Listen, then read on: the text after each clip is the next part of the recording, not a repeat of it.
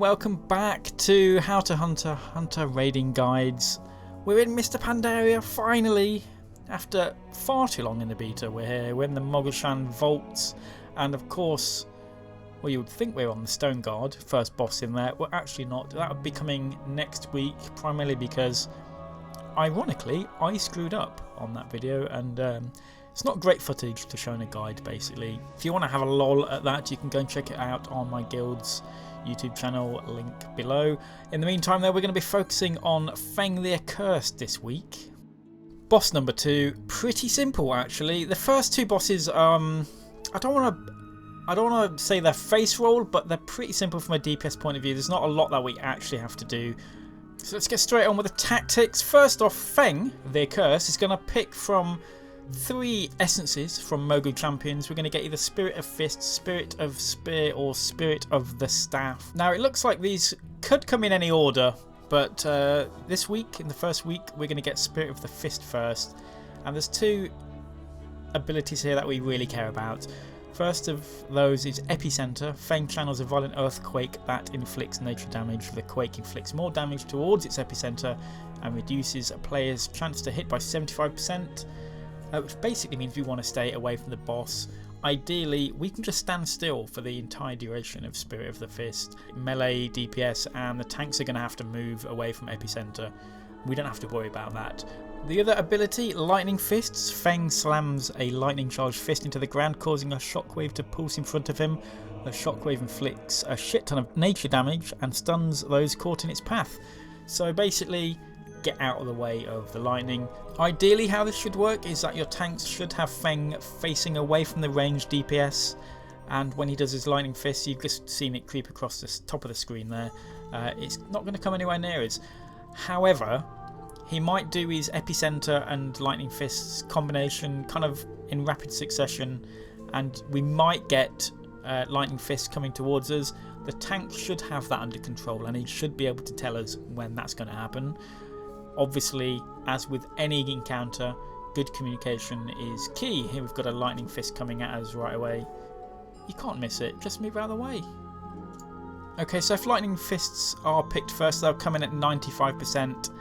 At 66% we'll get the next spirit, which for us it was Spirit of the Spear, and Feng's going to walk over to the Spirit of the Spear, which you'll see on the arena there. For this one we want to stack up. There's 2 abilities that we care about here. The first one is Wildfire Spark. Feng the Accursed targets a random player, then engulfs them with a Wildfire Spark. The spark explodes after 5 seconds, igniting a wildfire at their location. The wildfire then spreads out and inflicts a shit ton of fire damage every 1 second to any player standing within the fire. Okay, really simple to deal with this. Really simple mechanic to deal with. If you get Wildfire Spark on you, simply move away from the boss. After a couple of seconds you'll see the flames spread out from you. At that point you kind of get an explosion on you, as you see it here on me. You get an explosion, and then at that point run straight back into the boss and stack up again. Okay, the second ability that we care about is Draw Flame. Feng attempts to absorb the wildfire and cause melee swings to inflict a lot of fire damage to all enemies. Okay, so how we deal with this? Well, let's just have a look at how this Draw Flame actually works. So what we're doing here is we're against the wall. We've got Feng in between the centre of the arena and us, and he's going to draw those fires that are in the centre of the arena into him. So we're kind of attacking him at the side. The fires are going to go in. He's going to get that ability, and then he's going to basically hit his current target. We don't really care about that because we're not a tank. We're just at the side. We're not going to be being hit by that. That's for the healers and tanks to deal with. And that's that. That's phase 2 dealt with. Really, really simple. As long as you can get out and can get back in again quickly, then you're fine. My tip there is to, if you get the Wildfire Spark on you, use a disengage to get out. Try and look where the existing flames are. So don't obviously disengage into those flames. And if you use the post haste talent, you get a speed increase when you do a disengage. So you just run straight back in again. Simple. You don't even really need to think about aspect dancing at that point. Try and save a bit of focus up, do some instant cast shots.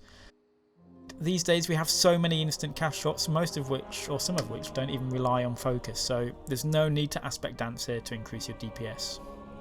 Okay, so phase 3 starts at 33%.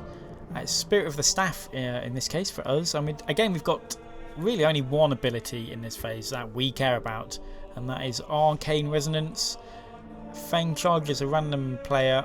It says random players, but I think it was 1 on 10 man.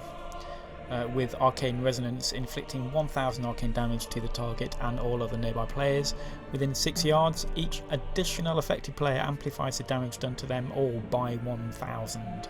There's also Arcane Velocity. Feng channels an Arcane Storm, inflicting a lot of arcane damage every 1 second to all enemies. The bolts from the storm inflict increasing damage to targets as they stand further away from Feng. Okay, this is kind of like, for me, as a hunter coming into MOP, this is like, okay, I have to stand at range. I've got minimum range, I'm a hunter. We don't have that anymore. We can stand right on top of the boss during that phase, and there's no excuse not to do that. Really, your healers should be calling out, or somebody should be calling out, or you should just look at deadly boss mods and go, right, stack right up on the boss for Arcane Velocity. It is on a timer on deadly boss mod, so just keep an eye out for that and get ready to stack when it's just about to hit. Okay, again, a really simple phase, an end to a really simple boss, and we've got Arcane Resonance on me so you can have a look at what it looks like. One of the things I really like that Blizzard have done here is put Guild Wars 2 style AoE effect kind of circles around things now, so you can actually see what the radius is. Okay, for this fight, there's not really a lot I can offer as like top secret tips for increasing your DPS, other than, you know, get your rotation down or your shot priority down, get used to using your new abilities and when to use them. Pre-potting, using all your abilities and readiness at the start of a fight is not something Beastmaster hunters have ever had to do before, but it is so amazing, and you're just going to get a ridiculous amount of burst right at the start. It's going to push you right to the top of the meters, and hopefully you can stay there the entire time. On a fight like this, there's not a lot of movement, but what I would say for all of the fights that I've seen so far in Mr. Pandaria is there's not any need to aspect dance. If you're somebody that aspect dance in previous raids, try to get out of that habit, save up a bit of focus, use instant cast abilities when you're moving, and you should be fine, and hopefully, like I say, you can come out on top of the DPS. I actually walked into this fight with a lower item level than every single one of our other DPS, and yeah, Beastmaster hunters on certain fights are just mashing it up. Hopefully you can come out top of the meters and rank on World of Logs like I did too, and if you're lucky, hopefully you're going to come away with some loot as well. Okay, that's it for Feng the Accursed. Join me next time when we're going to be continuing through the Mogu'shan Vaults. See you next time.